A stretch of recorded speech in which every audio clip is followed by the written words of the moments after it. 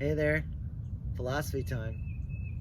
Some more from The Day of Piglet by Benjamin Hoff.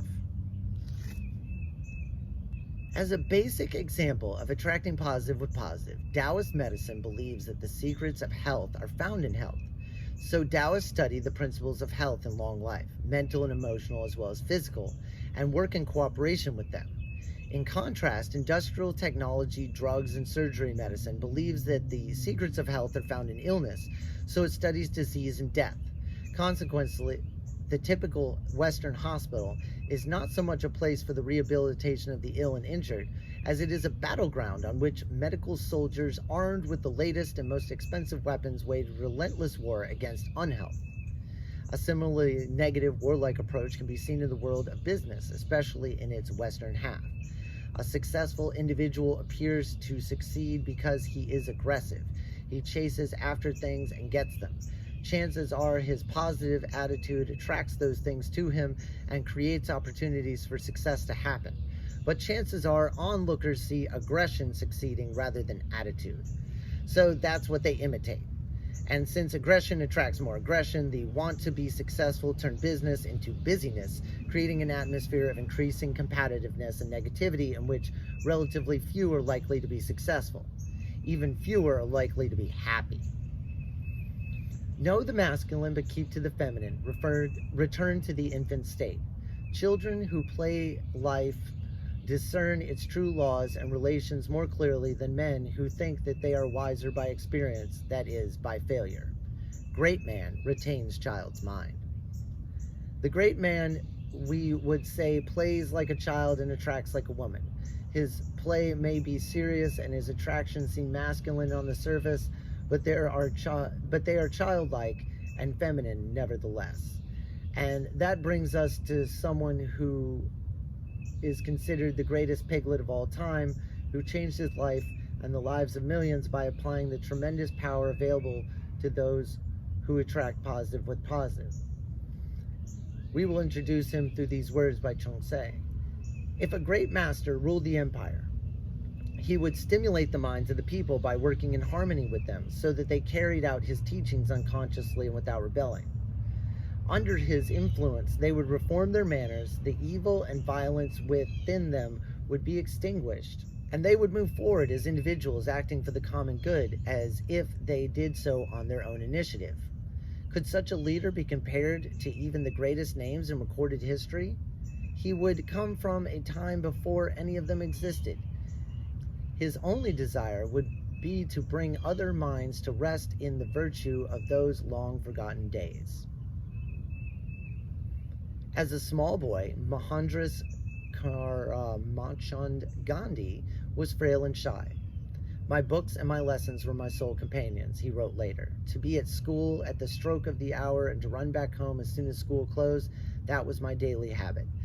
I literally ran back because I could not bear to talk to anybody. For years, he would not go out at night. As a young man, he went to England to study law. Even when I paid a social call, he wrote, the presence of half a dozen or more people would strike me dumb. But Mohandas Gandhi was a learner. He learned from his studies. He learned from being the perpetual piglet. And from his parents, he learned in time some of the most important lessons of his life. From his father, he learned the importance of bravery, generosity, and unwavering adherence to the principles of morality and truth.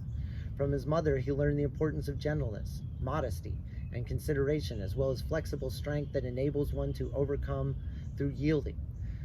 From both, he learned that if one wants positive results, one must be positive, and that goodness persistently applied will always triumph over evil, even though it may seem to take a good deal of time doing so. Eventually, though, applying what he learned to the advancement of one underdog cause after another, Gandhi became known as quite a fighter, winning battles that many older, more experienced campaigners told him could not be won. He not only won them, he did so by, as the Chinese saying puts it, fighting without fighting. Encountering massive statutory discrimination against Indians in South Africa, Gandhi began a campaign of nonviolent resistance. In jail for his respectful and compliant behavior, he read and was inspired by David Thoreau's essay, Civil Disobedience. But words like resistance and disobedience bothered him. Wanting a more positive term, he and his cousin came up with Satyagrahara, or truth power. Gandhi said that the truth power would overcome opponents by changing them with respectful, patient persistence, transforming them, not annihilating them. Again and again, he was told it would not work. And again, despite overwhelming odds, it did.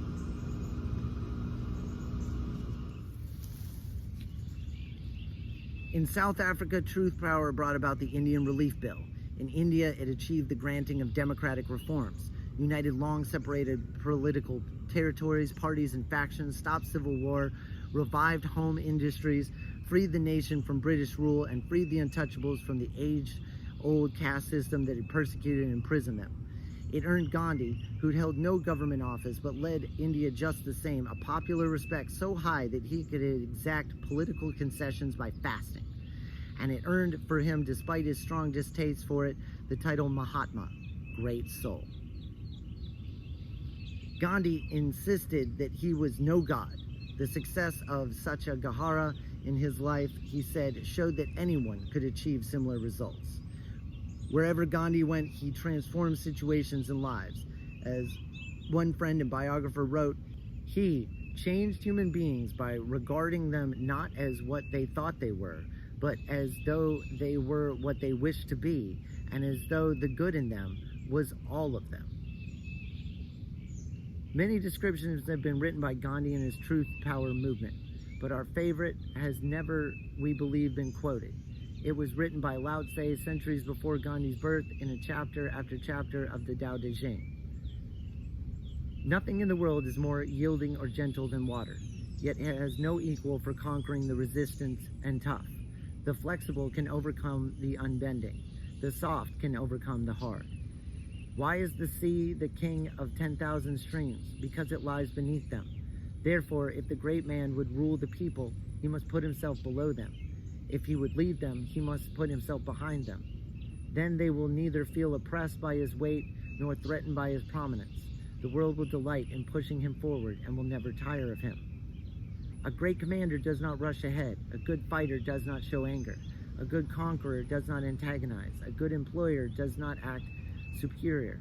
This is what's called virtue of non-striving and making use of the abilities of men and matching heaven, the extreme limits of the ancients. I am good to those who are good. I am good to those who are not good. And so all attain goodness. I am sincere to the sincere. I am sincere to the insincere. So all attain sincerity. Fine weapons are instruments of evil. All creatures hate them. Therefore, followers of the way do not use them. To rejoice over victory by violence is to rejoice over slaughter. He who rejoices over slaughter cannot unite all within the empire. The wise ruler sees a military triumph as a funeral. Yield and prevail. Bend and be straightened. Empty and be full. The great man embraces the one and becomes its model to the empire. Not showing off, he shines. Not asserting himself, he becomes known. Not taking credit, he is acclaimed. Not boasting, he endures. He does not strive against others, so others do not contend with him. The ancients said, yield and prevail. Is that a worthless saying? Put it into practice, and all things will come to you. Many say that Lao Tse's advice to those who would rule is pleasant sounding but impractical, that in real life it couldn't work. Yet in real life it did work. One might even say it's worked miracles. But Mohandas Gandhi wouldn't have put it that way any more than Lao Tse would have. He knew all too well what such miracles consist of: the patient, persistent application of laws of spiritual transformation, especially that of attract positive with positive.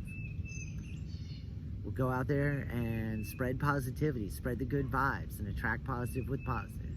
Make this world a more beautiful place today. Enjoy your life.